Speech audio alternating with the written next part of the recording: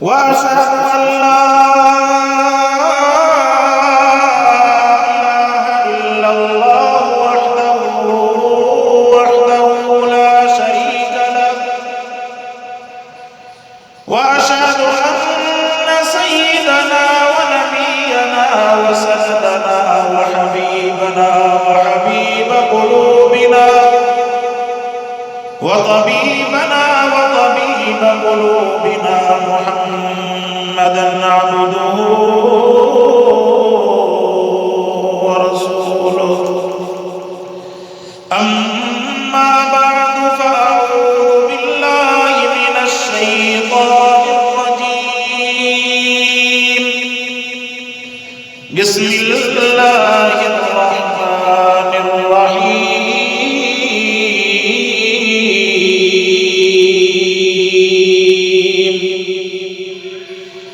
لا يغرنك تقلب الذين كفروا في البلاد متاع قليل ثم مأواهم جهنم وبئس المهاد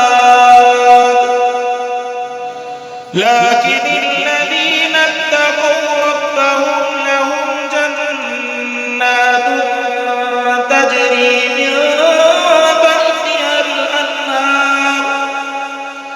من تحتها الأنهار خالدين فيها نزلا من عند الله وما عند الله خير للأبرار وإن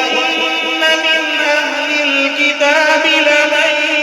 يؤمن بالله وما أنزل إليكم وما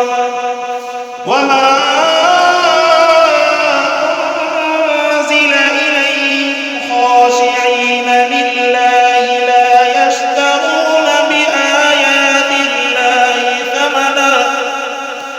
لا يشترون بآيات الله ثمنا قليلا أولئك لهم أجرهم عند ربهم إن الله سريع الحساب يا أيها الذين آمنوا اصبروا وصابروا ورابطوا واتقوا الله لعلكم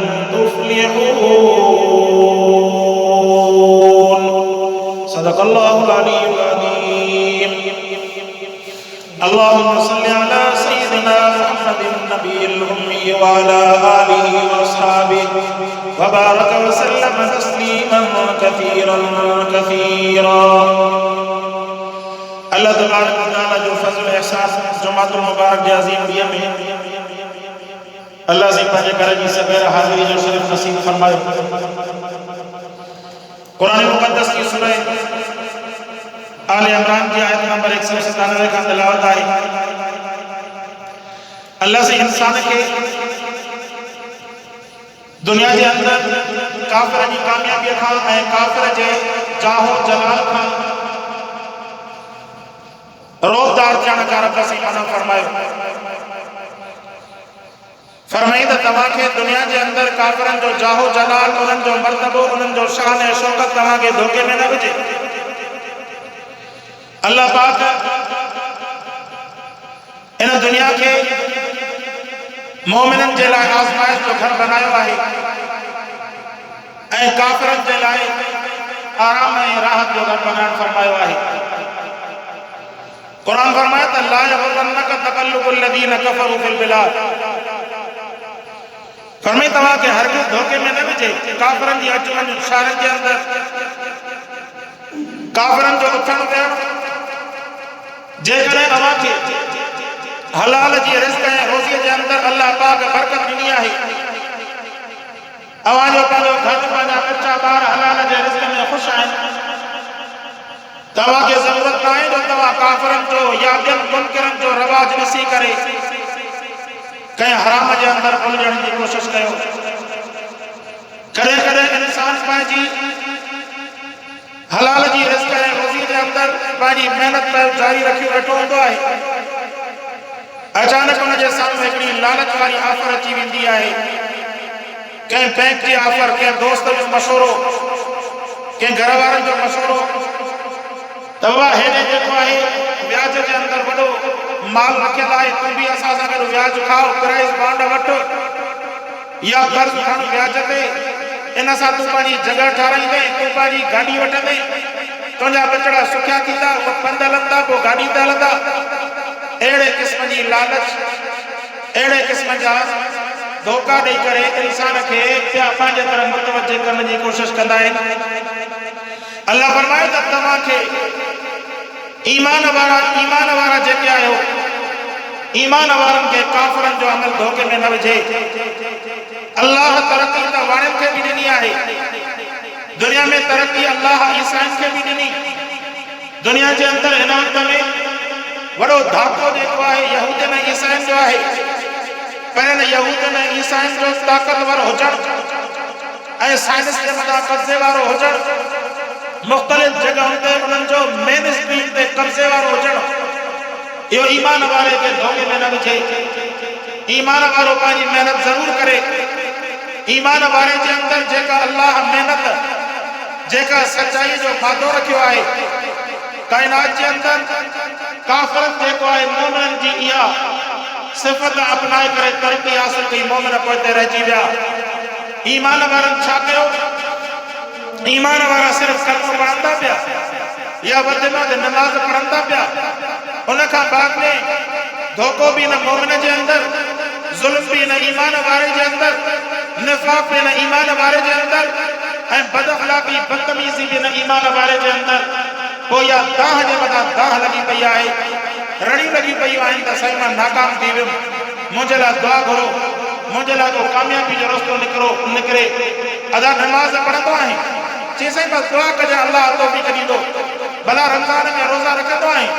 दुआ कजांइ अल्लाह तौफ़ीक़ ॾींदो। भला ज़कात कढंदो आहीं जेकॾहिं मालदार हुजे, चईंदो साईं मिस्कीन लॻा पिया आहियूं, हेॾे ई पूरत नथी पए, वरी ज़कात वेॾा कढंदासीं। जंहिं अमल जो सवाल कर त उन सवाल जे अंदरि जवाबु हूंदो। पर ईमान वारो पंहिंजी इहा कोशिशि ऐं उम्मीद रखी वेठो आहे त अल्लाह जी रहमत मुंहिंजे मथां वसे। हालांकि अल्लाह त नमाज़नि खे बि आज़माईंदो आहे, अल्लाह पंहिंजे वलियनि खे बि आज़माईंदो आहे, पंहिंजे बुज़ुर्गनि खे बि आज़माईंदो आहे। हता के अल्लाह पाक काइनात जे अंदरि जेके मासूम बनाए करे नबीअ मोकिलणु फरमाई, इन नबीअनि खे बि अल्लाह आज़माइण फरमाईंदो आहे। चिजाए जो ईमान वारो आज़माइजे, चिजाए जो गुनाहगार आज़माइजे। तव्हां जेकॾहिं पंहिंजा गुनाह छॾण जे लाइ तयारु न आहियो त पोइ जेको आहे अल्लाह पाक मां रहमत जी उम्मीद कीअं था रखो पिया। जेकॾहिं दुकान वारे खे वसंदो पुॼे त हिकिड़ो रेट कॾहिं बि दुकान ते लिखी करे न रखंदो। सब्ज़ीअ वारो, खीर वारो, मुख़्तलिफ़ क़िस्मनि जा जेके बि आहिनि कमाइण वारा, रेड़ हलाइण वारा, वॾा त जेके मगरमच्छ पंहिंजी जाइ ते, पर जेके नंढा नंढा जेके ग़रीब ऐं मिस्कीन हिकिड़ो रेट कॾहिं बि न लिखी रखंदा। छाजे करे? उन्हनि खे ख़बर आहे जेको जिते फबियो हुनखे उते दंगीदासीं। जेकॾहिं 50 वारी शइ को जेकॾहिं अबो जो थी करे 100 में ख़रीद कंदो, हुनखे 100 में दबींदासीं। पर घणी को होशियारु हूंदो, उहो खणी हुनखे खणी 60 ऐं 70 में ॾींदासीं। इहो पंहिंजी वज़ाहत न कनि। इन खां अलावा ॿियो मतिलबु छा थो थी सघे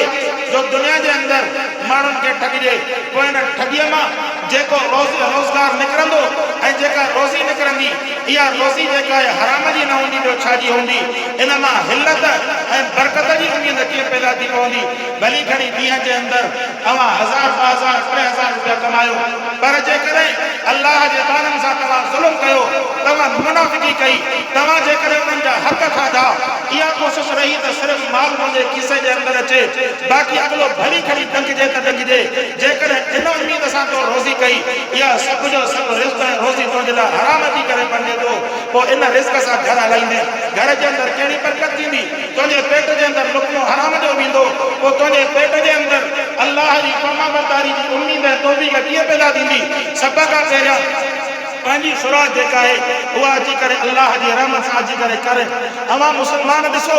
दुनिया जे अंदरि असांजे पाड़े के अंदर केतरा हज़ारे मुसलमान रहन था पर जेकर नमाज जो वक्त अचे तो पयो नमाज के वक्त में वध में छिके छिके 20-25 माण्हू बीठा आहिनि सभिनि जे अंदर हाणे इन्हनि खां पुछो तूं मुसलमान आहीं तुंहिंजे मथां तुंहिंजे कन ते बि अल्लाहु अकबर जो आवाज़ पहुतो वाणे जे कन ते बि अल्लाहु अकबर जो आवाज़ पहुतो वाणे बि मस्जिद में न अचे तूं बि मस्जिद में न अचे तो में वाणे जे अंदर फ़र्क़ु कहिड़ो रहियो पोइ जेको अल्लाह हशर वाणे सां कंदो उहो तोसां हशर छो न करे पोइ रड़ी छो थो करे उन वक़्त में ऐं पोइ जेको आहे दाहूं ऐं कुटियूं लॻियूं पयूं आहिनि साईं मूंसां वेल आहे मुंहिंजे घर जे अंदर बरकत न आहे बीमारियूं जेके आहिनि घर करे वयूं आहिनि जॾहिं तूं रब जो चवण न वठंदे पोइ अल्लाह तबारक व तआला जे तरफ़ खां उनजे मुंहं ते लानत न वसंदी सघियो छा थी पवंदो मुंहिंजे सोणे हबीब सल्लल्लाहु अलैहि वसल्लम जन